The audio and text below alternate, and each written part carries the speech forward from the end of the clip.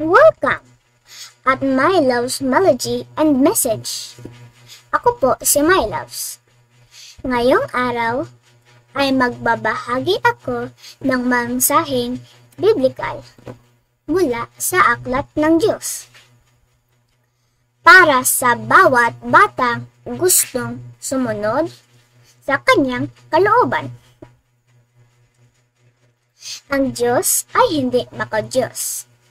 Siya ang Ama sa langit. Ang makadiyos ay hindi makatao, hindi maaanghel. Ang makadiyos ay hindi damdamin, hindi filosofiya. Ang makadiyos ay biblical, gaya ng sinasabi sa aklat ng Diyos. Maraming nagsasabi na sila ay mabait, ngunit hindi nila binabasa ang aklat ng Diyos. Maraming nagsasabi na sila ay matulungin, ngunit hindi nila sinusunod ang kanyang kalooban. Ang pagiging makadiyos ay hindi pagiging mabait. Ito ay pagiging biblikal. Paksa. Ano ang ibig sabihin ng tunay na makadiyos? Ang makadiyos ay hindi pagiging matalino, hindi pagiging magalang. Ito ay pagsunod sa aklat ng Diyos. Pakikinig sa kanyang espiritu, paggawa ng kanyang kalooban. Hindi tayo dapat sumunod sa sariling isip, hindi sa damdamin, hindi sa filosofiya. Dapat tayong sumunod sa nakasulat. Matalinong tanong. Paano magiging makadiyos kung hindi binabasa ang aklat ng Diyos? Matalinong tanong. Pagiging makadiyos kung sariling idea sinunod? Matalinong tanong. Paano magiging makadiyos kung hindi sumusunod sa Espiritu ng Diyos? Halimbawa, ang batang nagbabasa ng aklat ng Diyos, hindi lang matalino. Sila ay anak ng Diyos.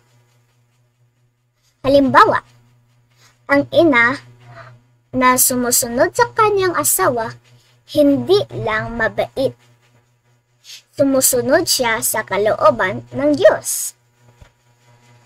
Halimbawa, ang taong nagtuturo ng walang aklat ng Diyos ay hindi makadiyos. Sila ay huwad. Talata 1. Efeso chapter 5 verse 1. Maging gaya ng Diyos, gaya ng kanyang mga anak. Pangalawang aklat ay talata. Isaiah chapter 34 verse 16. Nakasulat ang kalooban ng Diyos. Dapat natin itong basahin. Pangatlong talata. Colossus chapter 2 verse 8. Huwag sumunod sa filosofiya. Laban ito sa aklat ng Diyos. Pang-apat na talata. Unang Korinto chapter 4 verse 6. Huwag lalampas sa nakasulat. Panglimang talata. Juan chapter 6 verse 45. Ang Diyos ang nagtuturo sa lahat ng bansa. sa pamamagitan ng kanyang aklat. Ang pagiging makadiyos ay hindi damdamin. Ito ay pagsunod sa nakasulat. Ang pagiging makadiyos ay hindi filosofiya. Ito ay pagsunod sa Espiritu ng Diyos.